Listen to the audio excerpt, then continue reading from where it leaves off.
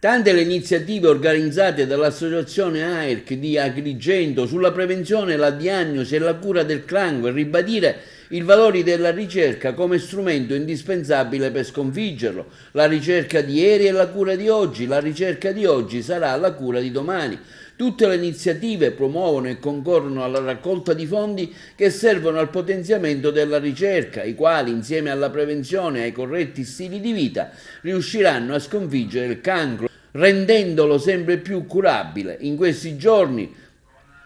fino al prossimo 17 novembre, tante sono le iniziative a livello nazionale e locale e regionale, tra cui la cerimonia al Quirinale alla presenza del Presidente della Repubblica, l'incontro con la ricerca in 90 scuole, un gol per la ricerca negli stadi, i cioccolatini sulla ricerca nelle piazze. Altresì si realizzeranno in tutta Italia, accompagnate da una straordinaria campagna di informazione che vede tutte le testate nazionali, private, giornalistiche, web e social impegnate a raccontare i progressi della ricerca, le sfide del futuro. Ad Agrigento in particolare il prossimo 9 novembre alle ore 11 presso i locali della scuola Sciascia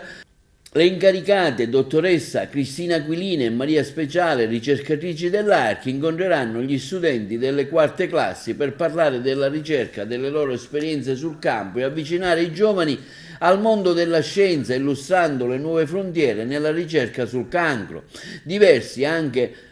presenti i volontari dell'AIRC di Agrigento. Il prossimo giorno 11 novembre, sempre i volontari dell'AIRC saranno in piazza Ugo La Malfa dalle 9 in poi per offrire i cioccolatini della ricerca in cambio di un piccolo contributo economico, il cui incasso sarà totalmente devoluto all'Associazione Italiana Ricerca sul Cancro per il potenziamento della ricerca stessa.